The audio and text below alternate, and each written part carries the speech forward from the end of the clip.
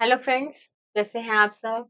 All good. Okay, I am Ruchika Kansal here. I welcome you all in UGC ज्ञान। जैसा कि हमने लास्ट वीडियो में बोला था, 2020 की सीरीज हम स्टार्ट करने वाले हैं। तो आज हम स्टार्ट कर रहे हैं। तो आज हमारा जो फर्स्ट यूनिट रहेगी हमारी पेपर वन की रहेगी। रिसर्च एप्टीट्यूड से लिए हैं हमने questions.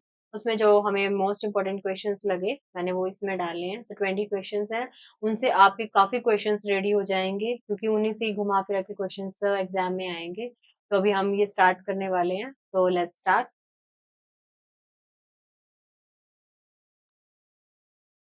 Research aptitude. First question हमारा देखिए, in data processing what does the abbreviation SAP stand for? SAP SAP stand for. देखिए, system application and products, A आएगा इसका आंसर। सेकंड क्वेश्चन देखिए, external validity in research refers to. हमने validity का topic भी किया था। Validity, it's a very important topic. मैंने तब भी आपको बताया था वैलिडिटी के बारे में। वैलिडिटी का मतलब क्या होता है कि जो चीज हम रिसर्च में हमारी प्रॉब्लम है उस पर ही रहना, हम उसे भटके नहीं। मीन्स अगर हम, फॉर एग्जाम्पल मैंने आपको दिया था कि अगर हम बच्चों की ग्रोथ पे कर रहे हैं, हम कर रहे हैं उनकी मेंटल ग्रोथ पर, लेकिन अगर हम जाते हैं फिजिकली ग्रोथ पर, अगर हम क्या चेक करने लगे उनकी फिजिकल ग्रोथ, लेकिन हमने क्या चेक करना है, मेंटल लेवल बजाय कि फिजिकल लेवल के, तो उसे बोलते हैं हम वैलिडिटी, कि अपने उस टॉपिक पर ही रहना, तभी हमारा रिजल्ट जो निकलेगा वो वैलिड रहेगा। तो ये आ गया हमारा एक्सटर्नल वैलिडिटी। दो तरीके की वैलिडिटी थी, internal validity, internal as well as external. External, ठीक है। इंटरनल वैलिडिटी में हमने किया था, अगर हम किसी भी पर्सन की क्या कर रहे हैं, दो इसमें क्या करते हैं हम, एक डिपेंडेंट और इंडिपेंडेंट वेरिएबल में क्या करते हैं, चेंज करके उसमें डिपेंडेंट में देखते हैं उसका क्या चेंज आता है, उस पर कितना इफेक्ट पड़ता रहता है। जैसे जैसे इंडिपेंडेंट में चेंज होता है वैसे वैसे डिपेंडेंट में उसका क्या इफेक्ट पड़ता है। और काफी सारे क्या होते हैं हमारे इसमें, कंपाउंडिंग वेरिएबल्स होते हैं, जो कि एक्स्ट्रा वेरिएबल्स जिनको हम बोलते हैं। तो उनको हम इनमें इन्वॉल्व नहीं करते हैं, उनको कांस्टेंट रखते हैं, और इंडिपेंडेंट और डिपेंडेंट वेरिएबल में ही हम वैलिडिटी को चेक करते हैं। इसी तरह था हमारा एक्सटर्नल वैलिडिटी। एक्सटर्नल वैलिडिटी के बारे में हमने बताया था आपको, रियल वर्ल्ड के साथ, रियल वर्ल्ड मीन्स एक्सटर्नली। तो देखिए अब इसमें देखो, अब जैसे क्वेश्चन आता है तो हमारा एप्लीकेशन ओरिएंटेड होता है, तो इसको समझिए, external validity in research refers to, इसमें क्या आएगा हमारा, हम क्या करते हैं इसमें, जर्नलाइज करते हैं रिजल्ट को, जर्नलाइजेबिलिटी दैट द रिजल्ट प्रोवाइड। क्या करते हैं हम इसमें, जर्नलाइज, तो इसका आंसर आएगा for the extent of generalisability that the result provides. Next, the personalistic style of writing a research report are permissible in which of the following research. किस research में हमें पर्सनलिस्टिक स्टाइल को हम परमिसेबल दिया गया है? कौन कौन सी थ्योरी है उसमें? Grounded theory, experimental research, participant observation based research, historical research and case study research. इसका, इसमें हम इन्वॉल्व करते हैं, एक तो ग्राउंडेड थ्योरी को करते हैं, एक करते हैं हम पार्टिसिपेंट ऑब्जर्वेशन के साथ, और एक होता है हमारा केस स्टडी की जाती है इसके अंदर। थोड़ा सा इसको हम करवाएं डिटेल में। Personalistic style refers to the quality of being characterized by purity personal modes of expression and behavior while writing a research report. Research report को जब हम राइट करते हैं तो उसमें जो पर्सनल मोड, जो एक्सप्रेशन है या उनका बिहेवियर है, उनको क्या किया जाता है, करेक्टराइज किया जाता है। तो उसके बारे में पूछा, उनको करेक्टराइज किस किस थ्योरी में किया जाता है? ग्राउंडेड थ्योरी में किया जाता है, पार्टिसिपेंट ऑब्जर्वेशन के साथ किया जाता है, और एक केस स्टडी की जाती है। ये मैंने डिटेल डिस्क्रिप्शन इसमें दिया हुआ है। Grounded theory. This method helps to construct theory from the systematically obtained data and analyze of it. It is systematic and inductive in nature. It follow the data collection method for the focused group. इसमें हमने क्या किया, focus किया एक group में। और participant observation based research में कैसे होता है, इसमें भी वही होता है कि पर्सन की एक्टिविटी को लर्न किया जाता है और डाटा को कलेक्ट किया जाता है। और केस स्टडी में हम कोई सैंपल नहीं लेते, कोई भी घटना घटित हो चुकी है ठीक है, उसके बारे में इन डेप्थ उसकी नॉलेज को गेन करना, उसे बोलते हैं हम केस स्टडी। तो दोनों तीनों ही इसके पार्ट है। उसके बाद आता है हमारा next question, which type of research encourages participant perspective? किस रिसर्च के अंडर पार्टिसिपेंट पर्सपेक्टिव को एनकरेज होते हैं, किसके लिए? ठीक है, इसके अंदर हिस्टोरिकल में हिस्ट्री बेस्ड आता है ये। एक्जिगेनेटिक रिसर्च ये होती है एक्सपेरी एक्सपेरिमेंटल रिसर्च जो होती है, उसमें एक्सपेरिमेंट्स किए जाते हैं। ठीक है, और इसके बारे में हमने किया था, हमने एक्सग्रेटिव में एक्सप्लेनेशन होता है, explanatory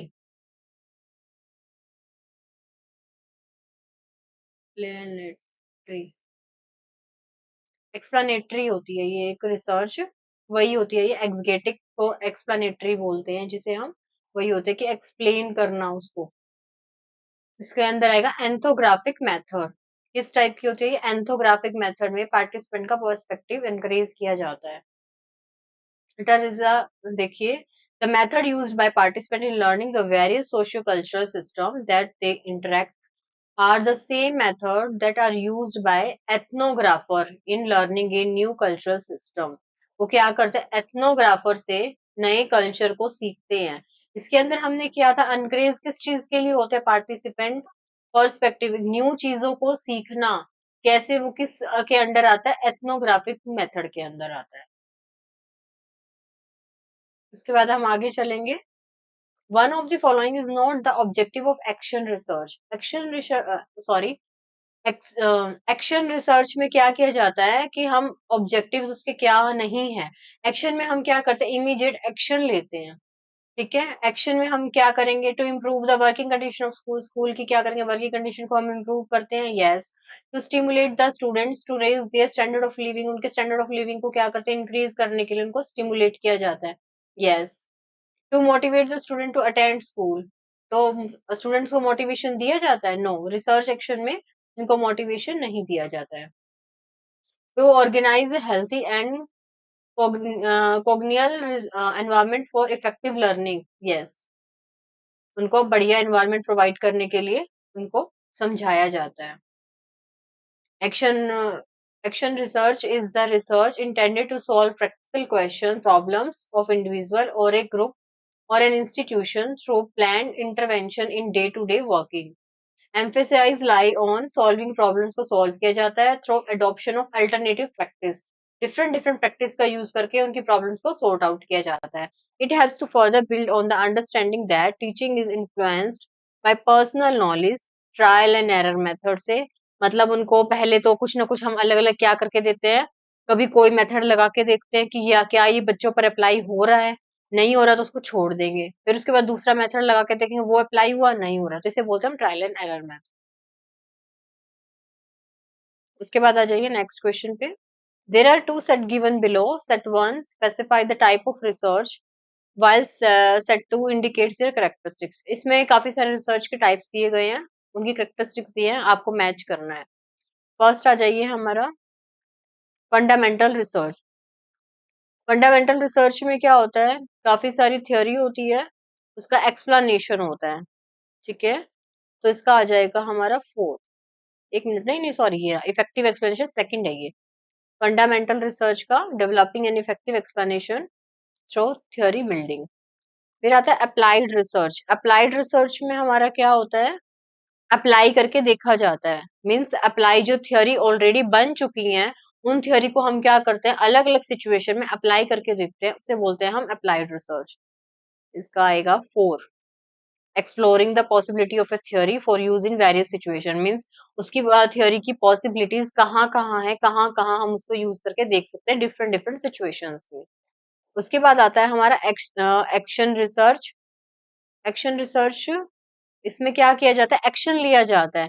improving an existing situation through the use of intervention. Existing जो सिचुएशन है उसमें इम्प्रूव करने के लिए इसको यूज किया जाता है। उसके बाद आता है इवेल्युएटिव रिसर्च। इवेल्युएटिव रिसर्च में क्या किया जाता है? Finding out the extent of perceived impact of the intervention, उनको इवेल्युएट करना।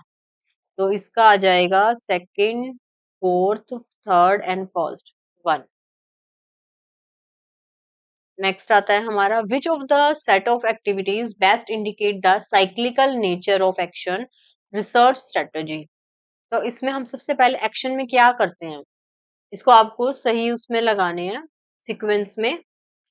सबसे पहले आप क्या करेंगे, प्लान करेंगे, उसके बाद एक्टिविटी करेंगे, फिर उसको ऑब्जर्व करेंगे एंड देन रिफ्लेक्ट मीन्स उसको बैक देखेंगे कि क्या हमारा रिजल्ट है। तो इसका आ जाएगा, कहाँ गया, four four four four four, which of the following sequence of research steps is nearer to scientific method.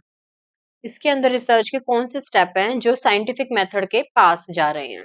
तो सबसे पहला हमारा क्या होता है कि हम कोई प्रॉब्लम आइडेंटिफाई करते हैं, फिर उस प्रॉब्लम को, कारण को ढूंढते हैं, फिर पॉपुलेशन को डिफाइन किया जाता है, फिर उससे अगर पॉपुलेशन हम निकले उसमें से फिर क्या किया जाता है, हम एक छोटा सा सैंपल लेते हैं और डाटा को कलेक्ट करते हैं और एनालाइज करते हैं रिजल्ट को। तो इसका आंसर आ जाएगा 3।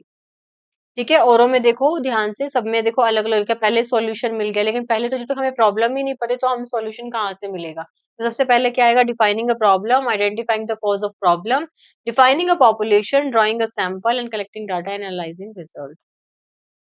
नेक्स्ट आता है question number 9, which of the following research types focus on ameliorating the prevailing situations. अभी हमने लास्ट क्वेश्चन में भी किया था कि प्रिवेलिंग सिचुएशन पर फोकस करने के लिए हम किसका यूज करते हैं, action research. Which of the following statement is true in the context of the testing of a hypothesis? Hypothesis में आप किसको टेस्ट करते हो? It is the only null hypothesis that can be tested. हमेशा null hypothesis को test किया जाता है, अल्टरनेटिव हाइपोथेसिस को कभी भी हम टेस्ट नहीं करते हैं। कभी भी हम इन दोनों को टेस्ट नहीं करते एक साथ, हमेशा नल हाइपोथेसिस को टेस्ट किया जाता है, उसी के बेसिस पर हम स्टेटमेंट्स को बनाते हैं। अगर नल हाइपोथेसिस हमारा क्या निकल के आता है, करेक्ट है, अगर हम उसको रिजेक्ट कर देते हैं तो ये हमारी फर्स्ट टाइप का एरर होता है। अगर हमारा नल हाइपोथेसिस गलत है लेकिन हम फिर भी उसे ट्रू मान लेते हैं तो ये हमारी सेकेंड टाइप की मिस्टेक होती है। ये क्वेश्चन आ जाता है काफी बार स्टेटमेंट का, कि नल हाइपोथेसिस में स्टेटमेंट ट्रू वन या सेकंड में, तो ये आप ध्यान से करके जाना, टाइप 1 एरर और type 2 error. Which of the following are the characteristic of a seminar. Seminar के अंदर कौन कौन सी कैरेक्टरिस्टिक्स होती हैं। It is a form of academic instruction, yes. It involve question discussion and debates, होता है, हाँ जी होता है। It involve large group of individuals, no, इसमें बहुत सारे लार्ज ग्रुप नहीं होता है। It needs involvement of skilled person, yes, involvement skilled person का होता है। तो इसका आएगा A B and D, A B and D, इसका आंसर आएगा D. A good thesis writing should involve, a good thesis writing में क्या क्या होना चाहिए, reduction of punctuation and grammatical error to the minimum, जितना कम हो सके आपकी ग्रामेटिकल मिस्टेक्स कम होनी चाहिए, पंचुएशन कम से कम होना चाहिए, हाँ जी होना चाहिए। Careful checking of references, yes होना चाहिए। Consistency in the way the thesis is written, consistency भी होनी चाहिए। A clear and well written abstract, हाँ जी ये क्लियर भी होने चाहिए आपके। तो इसके आंसर आएंगे all of the above, A B C D. उसके बाद आता है हमारा next, in the thesis figures and tables are included in, किसमें इंक्लूड किए जाते हैं ये हमारा itself. The thesis statement is, क्या होती है thesis statement, is a assertion. The research approach of Max Weber to understand how people create meaning in natural setting is identified as, किसमें आइडेंटिफाई किया जाता है, इंटरप्रिटेटिव पैराडिज्म में। इसके अंदर हम क्या करते हैं, एक पर्सन अपने इमोशन मोटिवेशंस को एनालाइज करता है, तो वो किसमें आता है, इंटरप्रिटेटिव पैराडाइम में। विच of the following is a non probability sampling, जैसे नॉन प्रोबेबिलिटी सैम्पलिंग कौन सा है, सिंपल रैंडम प्रोबेबिलिटी है, सिस्टमैटिक प्रोबेबिलिटी है, स्ट्रेटिफाइड प्रोबेबिलिटी है। तो परपोजिव, ये क्या आ जाएगा, हमारा आंसर आ जाएगा B, non probability. The research stream of immediate application is, immediate application हम किस में करते हैं, ये करते हैं हम एक्शन में, 17 का आ जाएगा बी, इमीडिएट इसमें एक्शन लेते हैं ना हम। Which one of the following is a non parametric test, parametric test कौन से होते हैं और नॉन पैरामीट्रिक टेस्ट कौन से होते हैं। पैरामीट्रिक में आते हैं आपके टी टेस्ट आते हैं पैरामीट्रिक में, और आते हैं आपके एफ टेस्ट आते हैं, जेड टेस्ट आते हैं, ये तो आपके पैरामीट्रिक टेस्ट। और नॉन पैरामीट्रिक में आएंगे sign test, G square test and run test. तो इसमें पूछा है नॉन, जो नहीं है नॉन पैरामीट्रिक, तो आएगा इसका answer T test. Read the following statement, one label as assertion and the other as reason. तो assertion क्या कहती है? Qualitative research in India has a long way. Qualitative research India में क्या है? लॉन्ग वे है to go to reach international standard तक पहुंचने के लिए, बहुत दूर है। वो क्यों है? Because the funding agency do not support qualitative research in academic institution. क्या ऐसा है? नहीं, क्योंकि जो फंडिंग एजेंसीज हैं वो सपोर्ट करती है क्वालिटेटिव रिसर्च को, बट इसमें क्या कहा है? सपोर्ट नहीं करती है। तो इस मीन्स रीजन आपका गलत है, असर्शन सही है। तो आंसर आ जाएगा इसका A is true, R is false.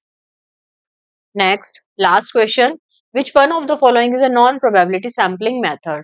इसमें से कौन सा है non probability sampling? Simple random sampling, ये प्रोबेबिलिटी का पार्ट होता है। क्लस्टर प्रोबेबिलिटी का एक पार्ट है। स्ट्रेटिफाइड प्रोबेबिलिटी का है। कोटा सैम्पलिंग जो होता है वो नॉन प्रोबेबिलिटी के अंदर आता है। तो आंसर आ जाएगा सी।